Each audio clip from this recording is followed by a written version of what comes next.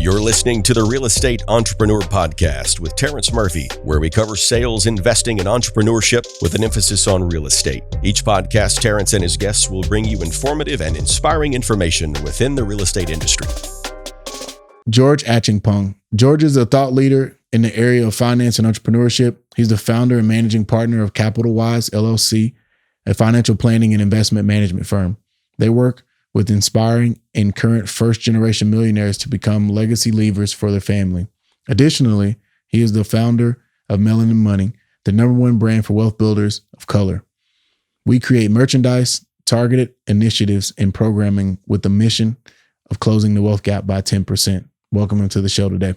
Excited for another episode of Real Estate Entrepreneur with Terrence Murphy.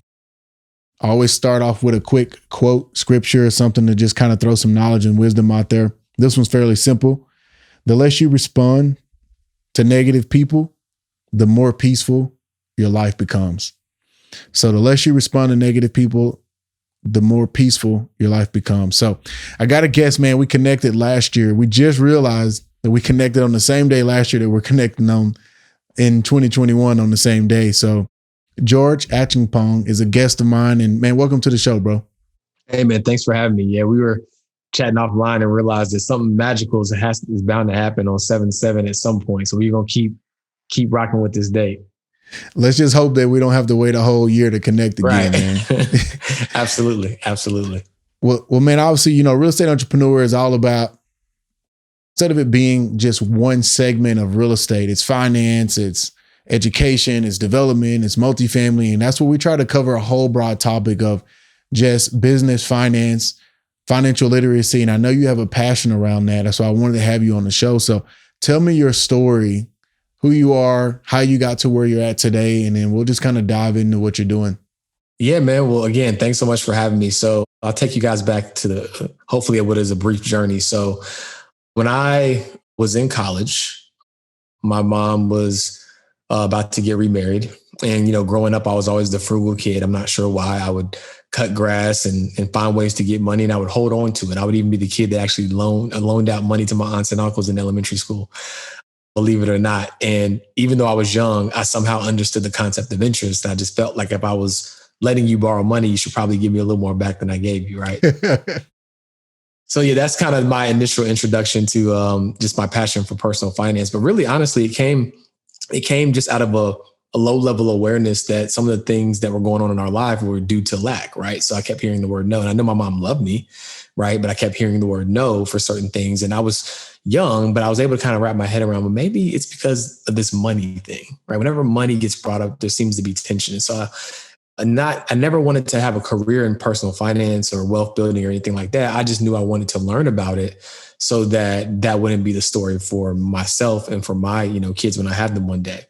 And so fast forward to college, my mom's about to get remarried, and she's like, man, you've always been so good and so frugal with money. And I'm coming together with somebody new, and I want to make sure that we're on track and we're making good decisions. So, I did at the time what just seemed logical. I got a spreadsheet, old school spreadsheet, and asked her what her expenses were, asked her what her income was, and got the same information from my stepdad. And then I presented to them what just made sense, right? And I happened to ask a friend who was interning at a financial planning firm at the time. I was interning at Coca-Cola. And I said, hey, does this something like what the guys at your company provide, the families that you guys work with? And he said, I'm gonna be honest with you, man, this is better. This is way more detailed. It's way more actionable. And it still didn't register for me that maybe this is something I should pursue. I was like, okay, great. I just wanted to make sure that this makes sense for my mom. So then you fast forward about 3 more years after the internship was over and it's time to graduate in 2009. We all know what the economy looked like at that time. And so the job I was supposed to have with Coca-Cola kind of blew up in smoke, right? They're like, hey, we can keep you on as an intern, but we really don't have that position right now. And so I started exploring other opportunities because I got a double major in marketing and economics. And so now I was doing marketing at Coca-Cola. Let's see if I can do anything with this marketing degree that I just got because I wanted to learn a little bit about money. And subsequently, found myself in the financial services industry, fell in love with it over 10 years ago. And that's how we got here to where we are today. Man, love it. Love it.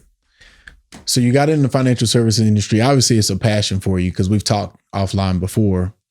What do you feel like if you think about a real estate professional or just an entrepreneur in general, if you gave me 3 nuggets to say, okay, here's how you can start your financial literacy journey, what would that look like? That's a great point. The first thing I would do is I would start with what I like to call your wealthy declaration, right? Because a lot of times their judgment or their perception of what they want is clouded by what they see, right? It's like who's stunning on Instagram, who has the nicest car, and you don't really know what you want, right? You just are kind of, patterning your dreams after things that you see, which can be a great way to kind of like get started. But at the same token, I feel like a better way is to sit down with yourself and ask yourself, what does happiness mean to me? What does freedom mean to me? What does legacy mean to me, right? Ask yourself those questions. And when you ask yourself those questions, you're going to find 2 very interesting things. Number one, you're going to find that a lot of the things that define those things for you are things that you can actually start to do now, right? Oftentimes when we hear the word wealth, we think like it's this target 20, 30 years down the road. But if you think about what makes you happy, it might be spending time with your wife or spending time with your kids or going out like I see you doing, going out and firing off the guns, right? You don't got to wait 30 years to do that, right? Yeah. So it's like, see, what you start to realize is, man, my real focus is how can I create a lifestyle that allows me to do more of what I love? So I'm not spending money on things that don't matter. So I would encourage everybody to start with that wealthy declaration so they have a true North Star for why they're doing what they're doing, right? Because it's not about how much money you accumulate. It's about, does this map or align to what matters to me? That's the first thing I would say. That's good, bro. Thank you. The second thing I would say is I would keep your lows high and your highs low. What I mean by that, so the real estate profession, very similar to how I started out in financial services, I was 100% commission, right? It's like I ate what I killed, right? I go out there, if I'm good at what I do, I crush it, which is phenomenal. But I remember like it was yesterday, in my early months in financial services, I had my first air quotes big month, right? I was 23 and got a check for like 18,000. That might not be a lot of money to some people. Where I come from at 23, $18,000 check was a decent chunk of change, right? Yeah. So I got that check and I felt happy, but I hadn't really had too many jobs before then. So when I got that check, I'm thinking, well, this house gonna keep rolling, right? And so I spent like I got $18,000. And next month it was more like $18, yeah. Right? And so I learned very quickly that you have to keep your highs low and your lows high. Because imagine if I say, you know what, no matter how much I make, I'm paying myself $5,000, no matter what, or $3,000 or whatever it is. Then when I get that $18,000 a month and I pay myself that $3,000 to $5,000, great. But next month I can still subsequently pay myself the same amount because I didn't go out here and overspend or over leverage myself. So that's a critical thing for anybody who's in a situation where your income could fluctuate or vary. Eventually you want to get to that point where you formally are putting yourself on payroll and all that kind of stuff. But in those beginning phases, that's a way to kind of stay on even keel. So keep your highs low and your lows high. A third nugget that I would say is prioritize putting your money in places that produce cash flow, right? Because I don't care how passionate you are about your business or whatever.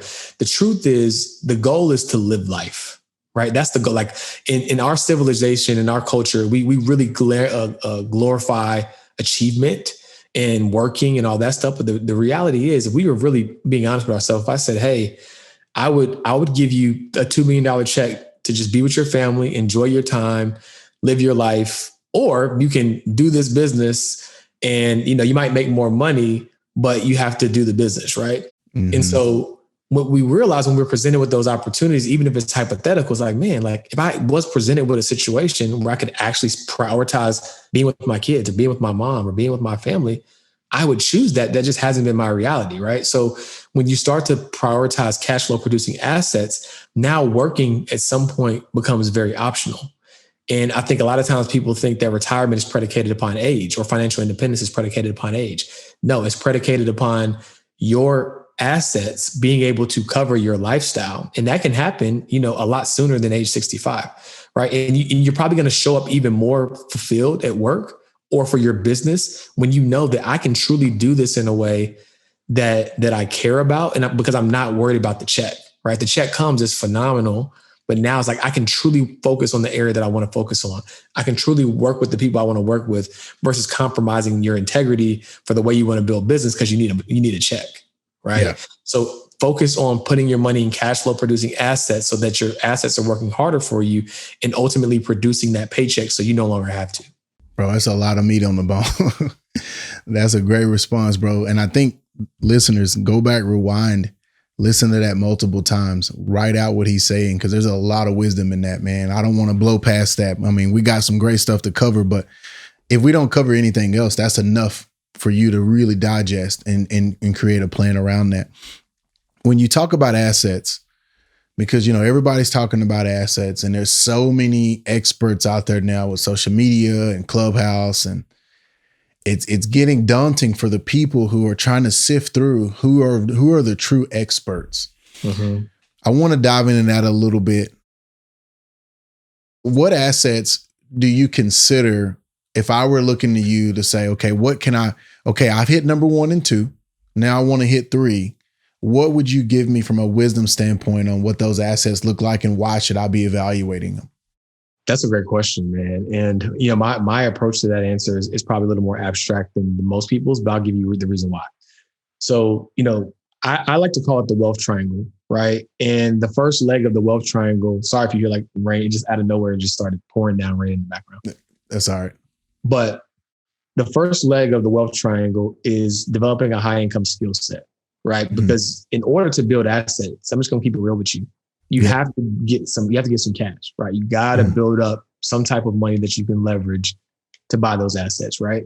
Yep. So making sure that you're continuing to invest in yourself, not to sound cliche, but investing in yourself, because honestly, that is my biggest asset. Because when I think of the next big play, or I can analyze that next deal or opportunity, that's also based upon my investment in myself to have that perspective to do it, right? Mm-hmm. So really leaning into your high income skill set, because what that's going to do is that's going to command more and more value in the marketplace, which is ultimately going to create more capital that allows you to invest in other assets, which we'll talk about. Yeah. So the next leg of the wealth triangle is investing in businesses that are scalable, right? That either were and people use the word scalable loosely, but what I mean by scalable is where people or systems can make you money, right? Yep. Scalable, pretty simple, right? So it's like, the analogy I like to use, if I'm a barber, even if I'm a celebrity barber charging $100 a head, there's only so many heads I can cut in a day, right? But if I have a barber shop, right, and there's 8 other people cutting for me, I've now duplicated myself 8 times, right? So investing in a scalable business where people or systems make you money, because that's a way to duplicate yourself, right? Like if I own a business that I own but do not have to run, which is key, own but do not have to run from a day-to-day operations standpoint, then that is one of the best assets, because people don't realize or they forget that wealth is created through concentration, but it's preserved through diversification. Wow. Say that again. Wealth is created through concentration, but it's preserved through diversification, right? Wow. And what I mean by that, you look at the richest people in the world, Bezos, right? Elon Musk, Zuckerberg, the lion's share of their wealth is tied up in what? The company that they built, right? And then what do? Then you can go out and say, hey, let me put some more money in stocks. Let me put some more money in real estate. But like the business that you own, right? Either that's going to be a business that you build, or your high income skill set is strong enough where you can just go out and acquire. But you need to have a concentrated effort towards building wealth, right?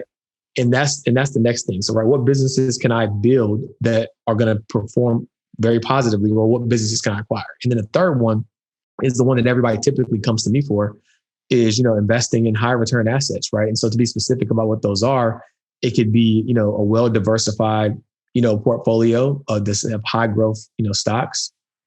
In your case, it could be a deal that I think in the real estate world, you guys say you make money when you buy the deal, right? Yep.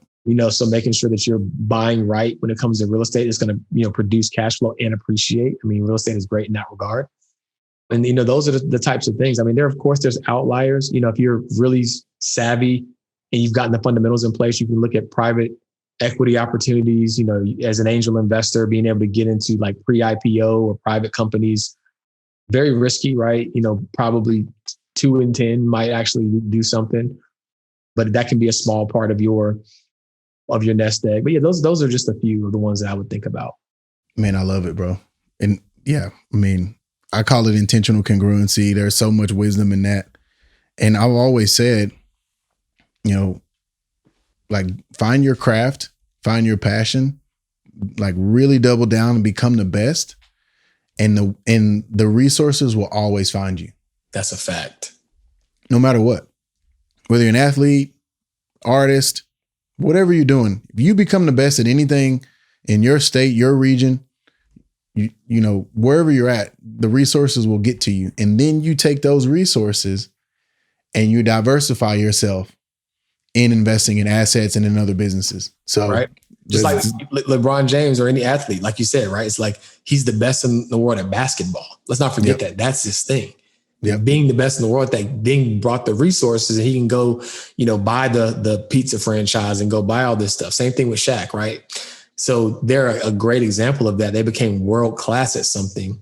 And as a result of that, that gave them the leverage to attract everything else that they then diversify. But if they just went out the gate and said, I want to invest in 30 things, right, probably would have never gotten enough substantial capital for it to even be meaningful.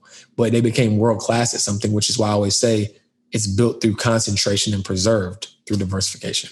Man, I love it, bro. We are literally, I think there's a reason why we've connected on the same day a year later, because I say the exact same things, but just in a different way. Yeah. And so when people see, like, now that my wife and I have 20 companies, they think it all just happened like, man, well, you guys are just doing this and you're doing that. It's like, no. We started with one company and doubled down. Like, I ate sack lunches for 2 years straight because I took the extra income that we were trying to create off these businesses and was investing it so that I could start creating that diversification.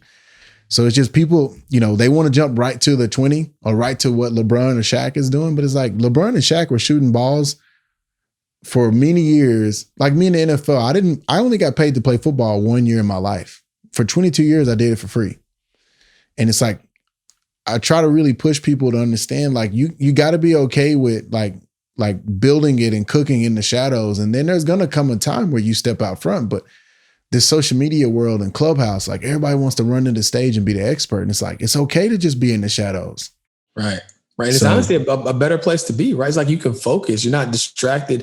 You don't have people tapping on your shoulder every 5 seconds, right? It's like, the stage will come when the stage is supposed to come, right? Yeah. But until then, stay down. Like to your point, I do speaking and all that stuff now, but I've been doing this since 2010, right? Like I wasn't on stages in 2010, 2011, 2012, right? You're looking at the refined, been down for a decade version who still has plenty of room to grow.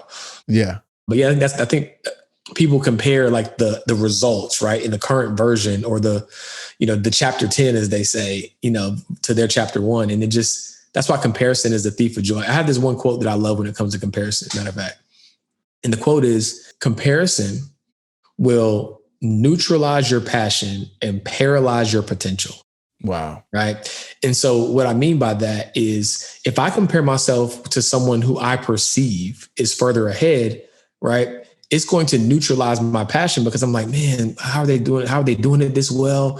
I wish I could do it that way. You don't realize they have a whole team. Like, for example, my podcast, when I first started doing it, I was editing my own episodes. Now I send it off. It's all done. The graphics are done. So if you try to compare yourself to year 3 podcast George versus year 1, you are going to feel like you're being beat, right? So it's neutralizing your passion, because you don't even know what you're comparing yourself to. And if you compare yourself to someone who you perceive is a little bit further behind than you, it's going to paralyze your potential, because all you're going to do is say, well, as long as I'm a few steps ahead of so-and-so, I'm probably in a good spot, versus literally focusing on your lane and your zone of genius and having blinders on. You're not going to be worried about what's happening behind you and in front of you, and you're going to really be able to excel. Man, that's good, bro. Yeah. Just staying in your lane. Like, yeah, I mean, it's hard to do, because the world is putting so much energy and focus around who the next whatever, right? And so everybody wants to be that next, and that's where I've really been able to double down on just looking at my own story. I always tell people, go look in the mirror at the things that you've accomplished. Did you do it overnight?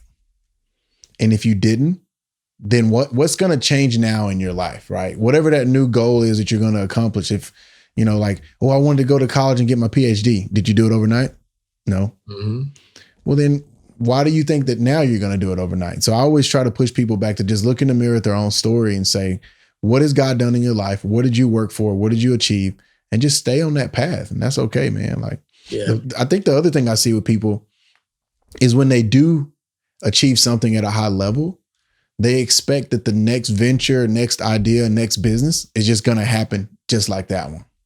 Yep. And they just want to translate from, well, I'm at the top over here and I just want to go right to that next venture or next category or next space and just be at the top again. It's like, no, you got to go back down to the bottom. Like you did when you transitioned out of Coca-Cola. You were probably one of their potentially really talented young employees that was going to come on and kill the game. But just like that, it's like, no, man, you got to go to financial world, 1099, commission only, start over. Yeah. But you see a lot of people. Yeah, go for it, bro. The thing is that people don't like change because you have to be temporarily incompetent, and no one likes to feel incompetent. So that's the real reason why people don't like change. People think that, you don't like change because you have to learn a new skill or be in a new environment. You don't like change because probably where you're at right now, there's something that you know that you do probably pretty well. And in order to change, you have to now learn something new, which means you're going to be temporarily incompetent, right? And people don't like that feeling. But, if you want to grow, it's just a necessary evil, It's the only way. Powerful, of course. Yeah. I want to hit wealth triangle. I want to circle back to that. And then I want to move on to some other topics. I want to finish with, okay, so the wealth triangle is a high income skill set. Mm-hmm. Number 2 is investing in businesses that are scalable or that you can, create passive. You're not trying to run a million different businesses by yourself. Mm-hmm. So you can own them, but not run them. And then the third thing is finding those assets that you can invest in and create cash flow. Yep. And another easy way to remember is the first one is you make you money. The second one is people or systems make you money. And the last one is money makes you money. Yep. Love it. Cool. So what are you focusing on in your niche as a financial services expert and you've really grown in that space? Like, what would you say, like if someone came to you, are you hitting out high net worth individuals? Or are you focusing on first time millionaires? Are you focusing on first time people who have created entrepreneurship? Like, what is your niche in that space? So I want my listeners to hear about that. Yeah, great question. So you hit kind of like 2 of them, right? So we're focusing on first generation millionaires and we typically over index on entrepreneurs because their situation is more dynamic, right? And so the way that our service model works is since I've been in the industry for 10 years, I was able to kind of really look at how it's done at the highest level with the wealthiest of the wealthy people. But I was like, I've always had a passion, right, for still serving people who look like me and need this help, right? And so I said, how can I bring that level of service to people who maybe aren't wealthy yet, but they maybe have high income? So they're entrepreneurs, they're crushing it, they're bringing in the revenue, but they just haven't like structured the puzzle pieces yet. So we have a model called the financial CEO model. And the best way to explain this actually to probably resonate really well with you as a real estate professional is we look at it like the financial planning process in 2 steps, right? If you wanted to build your dream home, first thing you would have to do is you have to solicit the help of like an architect, right? Someone who can literally design the blueprint, right? Here's where the walls are and all this stuff. Now, once you have that design, right, you still have to do what? Then find a team, a general contractor who's then going to find everybody else who's going to do all the other things. So what I found is that traditional financial planning, they do a really good job of being architects. They don't do the greatest job at being the general contractor and making sure the house even gets built, because what good is a blueprint if no one actually builds the house? And so with our firm, what we do is we lead, direct, and coordinate your entire financial dream team. This is similar to how a general contractor would make sure and oversee that all of those people that are part of the team that are responsible for building the house do their job. So, on a financial planning team, you obviously have your CPA. But even within that, that's nuanced, right? Because there's a person who does tax filing that just makes sure you're okay with the IRS. There's a person that does tax planning to make sure that you are mitigating paying unnecessary taxes. And sometimes those aren't always the same people. Sometimes they are, right?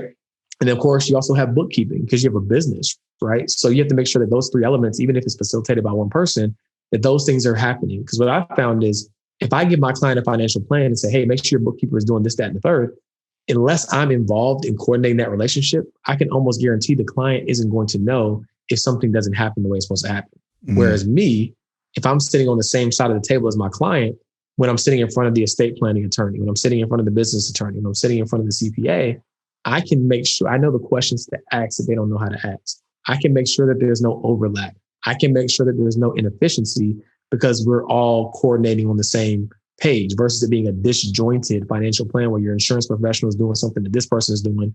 We make sure that it's ironclad. And so that is what our model is.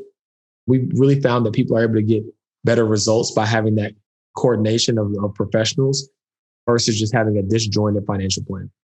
Wow. I love it. Yeah. And I think the key thing of that is a lot of times people have been successful at something else. And then when it comes to their financial literacy, they don't want to let people know that they don't know what the hell they're doing. Right. Mm-hmm. And that's okay. But it's like, well, you're a great attorney, or you're an amazing entrepreneur, or you're an amazing athlete, or whatever you are, that's obviously generating, like you said, the high income skill set. But financial literacy is a beast in itself, like really just setting up these things and creating these structures. And if you're working so much and you're not putting in that same effort to learn, and that's where I was stuck at 22. I figured out how to, create some income from football, but I didn't know how to invest it. I didn't understand it. And you see those same people they're not willing to do the right research to put the right team in place. And then get it to where, because I always tell people, if you get with someone, anyone, a realtor, attorney, insurance agent, financial, whatever it is, and they tell you, hey, I got it, let me run with it, that's a red flag. Because they should be willing to bring you along and say, even if I'm your realtor, here's the CMA, here's what your house is worth, here's why it's worth that, here's why we're like actually educating people. Like I love educating my clients because I want them to feel comfortable throughout the process. Yeah, 100%. Like you want them to be empowered, right? It's almost like working out in the gym, right? Like if I say, hey, Terrence, I need a spot, right? Like I believe that I can get it, right? But there's that reassurance when I know that, hey, he's going to be there to make sure that I can get that bar up, right? And it's the same thing. People want to feel empowered. They want to know that you're in their corner. Like it's not that they want you to do every little nuance, but it's like knowing that someone can oversee. It's almost like how they say, or back in school when you would submit that paper and you wanted to get someone else to proofread it, right? Mm-hmm. Because like you're too close to it. You're probably going to overlook some of the mistakes, right? And it's the same thing with financial planning, right? We want to make sure our clients are empowered. I tell my clients all the time, while I have a decade of knowledge and I can accelerate your learning curve and the mistakes, the truth of the matter is you're not paying me for the technicalities per se of financial planning. Because if you wanted to invest the time to learn, you can go and get the same information I got. What you're paying for is my perspective, my foresight, my speed, and also the accountability of making sure that it gets done, right? Because if you are making 6, 7, 8 figures or more, you know something about something, right? Yeah. So it's not about, we're not questioning your intellect. All we're saying is, do you need that person in your corner who's going to make sure that it gets executed and make sure that it's executed appropriately and involving you at every step of the way so that you, again, if we kind of go back to the original analogy, if I'm the financial CEO and I'm coordinating the financial team, what does that make you? It makes you chairman of the board, right? You still ultimately have the final say so. I'm just running your financial empire for you. You know what I'm saying? But you have the ultimate say so. And so that's kind of how we like to really build out our process, because what you would traditionally call that as a family office model or a multifamily office model. But the reality is most of the people that I want to serve, while they might be making 6, 7, 8, they don't have 50 million in liquid net worth, right? And that's typically what it takes to have that infrastructure. So I've distilled and worked this process down for the past 7 years. Like, how can I make this hyper efficient and valuable to where we can provide that similar experience for, a much more reasonable cost for my clients? Love it. Love it. So what would you say is the biggest opportunity in the next 12 to 24 months, just in the business space, whether it's real estate, finance, whatever? What would you see as the biggest opportunity in the next 12 to 24 months? Yeah, that's a great question, one that everybody wants to know for sure. From my perspective, I feel like I see a continued explosion in the e-commerce and just digital marketing space. And so whether you sell digital products or physical products, or if you're just trying to build your own brand, I see a great opportunity to expand your digital footprint, right? Because at the end of the day, whether you have an email list, a text list, or you have a large following on social media, those all just become distribution channels for the things that you're trying to sell. Mm-hmm. And the beautiful thing about e-commerce or the internet is everybody has your store, if you will, in their pocket, right? It used to be you had to go on prime real estate to get that visibility, right? You had to go in a certain place in order to get that high-end traffic. Whereas now with the internet and a few targeted advertising, you can get in front of whoever you want to get in front of all the time. So just really expanding that digital footprint. And, specifically for like my real estate professionals or service providers, expanding your reach, right? If you're at that point where it does make sense to be able to like build a scalable business, right? Because we are in a service-based model, right? I have a service-based element to my business. Real estate agents have a service-based element to their business. Mm-hmm. Now, if you have the bandwidth capacity and you've mastered being a great realtor or a great advisor, now could be a great time to expand that digital footprint, right? Maybe you have a course or a mastermind or a coaching program or some type of subscription service that you can also sell online as an extension or a value add, and that is in alignment with your business. So let's take, Terrence, for example, right? Obviously, he is absolutely crushing it in real estate and is building that concentrated wealth through what he's doing.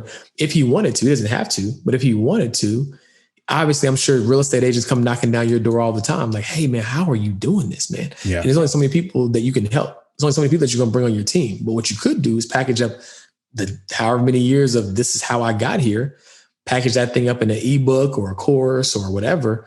And now you're able to have more impact. And the reason why I like that is because for me, it truly is about impact. There's only so many people I can serve in a one-on-one capacity. There's only so many homes you can go out and sell. And so you have a scalable business because you have other agents, I'm assuming, that are able to go out and impact and have reach. But imagine you being able to also couple that with training agents all over the country on your model. Like how do we build this behemoth of a thing that we got going on here, right? And so I think there's a great opportunity for that because the digital landscape is only continuing to grow, and you need to take up as much of that digital real estate as you possibly can. Wow. Once again, bro, we are aligned. I'm actually getting ready to roll out the online coaching, the ebook, the courses, the whole nine, because I'm trying to keep up with all the people on social media. We just hit $1 billion in sales in less than 8.5 years with our startup. In real estate. It's not like we're in Beverly Hills and New York. I mean, we're doing it right here in little old College Station. And so now we're getting ready to expand into all 50 states and in 15 countries with EXP. But we keep running into that. Like you said, everybody can't be on my personal team, but I can make an impact. And that's the word that I had to pivot. And thank you for my confirmation that I needed today. So I have a couple friends that are billionaires. And I don't say that to sound cool because I don't really care whether they're billionaires or they got $10 to their name. Doesn't matter to me. But they challenged me in the same way you just did. And they said, listen, what you got to do is you got to get to a place where you can make a better impact on people, because there's people that are inspired by what you're doing, Terrence. But if you're not giving them the tools to be successful and follow you, then that's where you need to step up. And so you just challenged me with the same thing, man. It's about impact. It's not about selling some online courses. It's not about selling that. Now, that's great if we can benefit financially from that. But at the same time, it's about that impact, because that's what's going to be everlasting when I'm dead and gone, is how many people I impacted. Yeah, that's a fact. That's a fact. So I'm gonna have to stay in contact and make sure we see that thing come to life. And off the record, I'm gonna have to get your guidance on expanding this real estate investing arm of what I'm trying to do. So I know you're the man in that regard. So I got you. Yeah, I got you. Well, maybe what we can do is I'll help you on the real estate. You help me on the digital marketing, because I know you got that down. Say less. Let's make it happen, brother. Let's do it. So what are you doing right now to invest in yourself, bro? I think, like you said earlier, I want to hit this topic real quick, because so many times people get glorified for working 90 days straight, 70-hour weeks, and we look up and we're unhealthy. We're exhausted. We're not even enjoying it anymore, but it's a ball and chain because we feel like we've created this monster and it just keeps eating away at who we are. What are you doing to invest in yourself to try to make sure you're putting back into your cup? Yeah, great question. So physically, I work out at least I'm on a bad week, 4 days a week. So I'm investing in my physical health. I'm really dialed in on the nutrition side, actually. Like last year, I invested in like a macro coach who like really helps me understand how to dial in my nutrition, because I was at home like everybody else eating all the snacks during the pandemic. And I was like, whoa, I gotta get this thing back in order. So I'm honestly, if I'm being totally honest, I'm probably in the best shape I've been in since probably college, honestly. That's awesome. So that's feeling really good. And then outside of that, I actually just came back from a mastermind in Miami. So I'm always investing in myself to become world-class at what I do. So I tapped in with a guy who is doing it at a really high level and got some insight and gems from him. And which is a quick aside, like people might look at me today and think that, oh, George, like he has it all figured out and I can learn from him.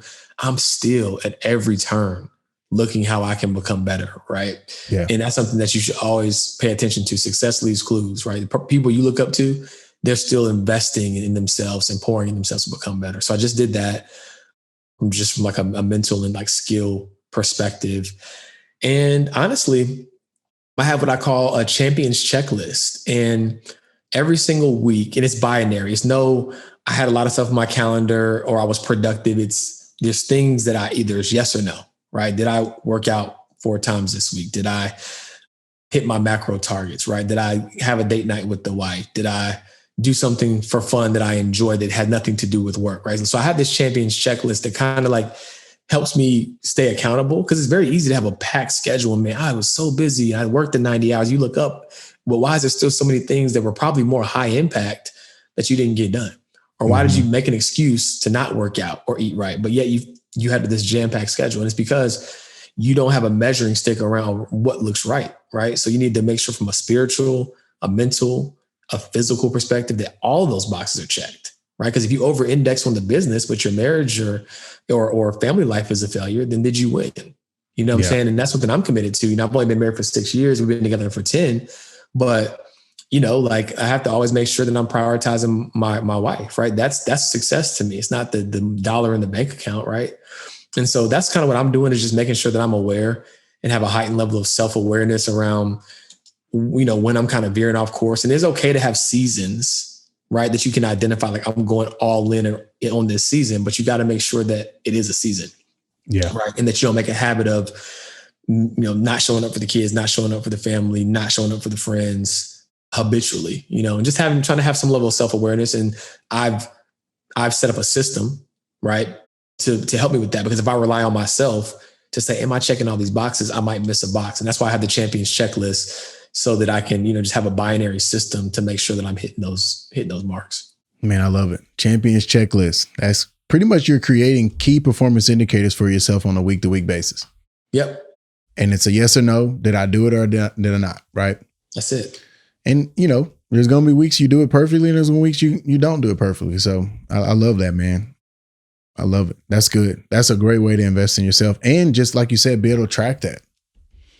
Yeah, be able to be consistent. So I had a couple more questions I wanted to run by you. One of the things I want to add to what you said earlier, yes, people see you as very successful, and you are, and I'm proud of you, bro. But like you said, you're still growing, you're still learning, you're still trying to iron sharpening iron, getting better.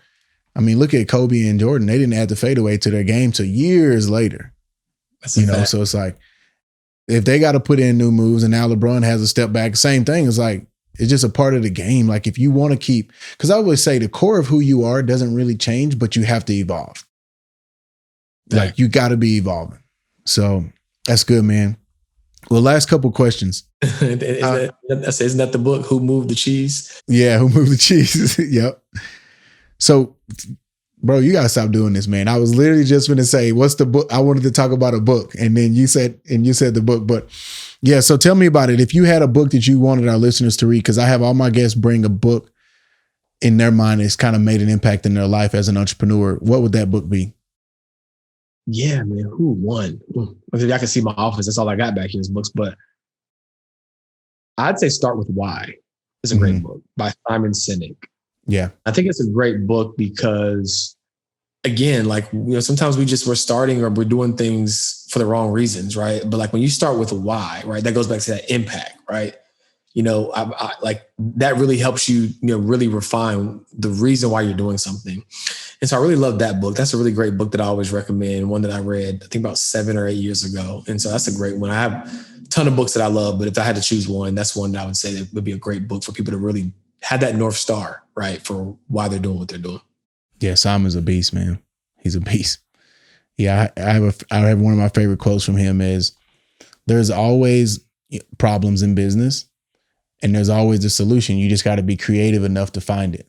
And so I'm always encouraging my team, my director of ops, my staff, don't just run to the person above you when you have an issue. Like, think creatively. How can I create a solution, right? Because obviously you have processes, but in this game, there's always something that goes outside that process. So have creative thoughts. Don't just go right to, well, if I don't have the answer, let me just call Terrence or call Amber or call Erica or whatever. So No, that's good, man.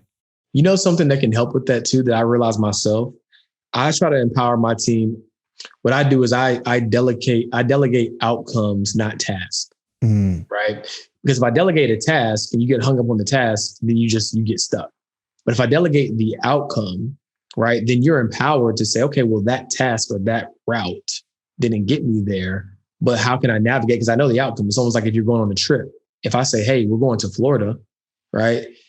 At the end of the day, there might be a roadblock or something on that path, but you can, because you know the end destination, you can figure out, well, let me see where I can get rerouted and still get there. But if I just handed you, if it was 1994 and I just handed you a paper map and said, hey, this is how you get to where we're going, but the map flew out the window and you never looked up to pay attention to where the end game was, you're not even going to be able to pull over at the gas stations to ask somebody to help you keep going because all you were focused on was the next turn. Wow. And so that's why I don't delegate tasks, but I delegate outcomes, and I empower you to say, look, how can you get to this outcome, even if the task or the script, something goes wrong with it, you're not able to do those exact tactics. Yeah, that's awesome, bro. That's good. Let's talk about your podcast, man. That's how we got connected. I saw your podcast and what you were doing from a digital marketing and from a podcast standpoint. And you were one of my inspirations, bro. Like I want to make sure I pay homage, man. Like you inspired me to start the podcast. Like I reached out to you, bro, and you responded. And so many times, like that's the one thing I want to keep encouraging, not only in this world and in our culture. Like we can help each other. Like everything doesn't have to be competitive. Like you're gonna win no matter what, George, because that's who you are. You're a winner.